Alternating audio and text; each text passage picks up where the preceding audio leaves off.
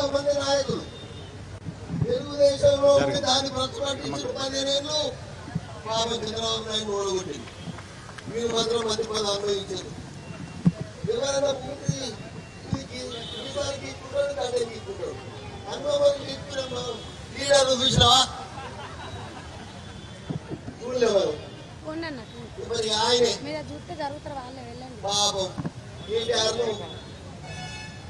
తప్పుదో పట్టించిండు, కేసీఆర్ తప్పుదో పట్టించిండు, అది నాశనం అయిపోయింది. దూరం చేస్తున్నాడు తెలియదు. ఆయన ఎన్నుకుంటారో స్పెషలిస్టు. మరి ఈరోజు మీకు ఒకటే మాట చెప్తున్నా, ఉన్న మురి లెక్క మీకు ఇద్దరు ఉంటే, ఉన్న మురి లెక్క మానవత్వం ఉంటే మీరు బయట పాటించిన వచ్చులు రాజీనామా చేసి మనకి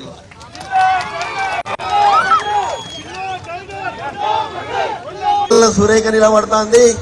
పరిస్థితి ఏందని మరికాల్లో కూడా దరిద్రమైన నాయకుడు తయారయ్యాడు. 75 ఏళ్ళ ముసలోడు మన నాయకుడికి వచ్చాడు. 2 గాళ్ళు అందుకున్నాడు.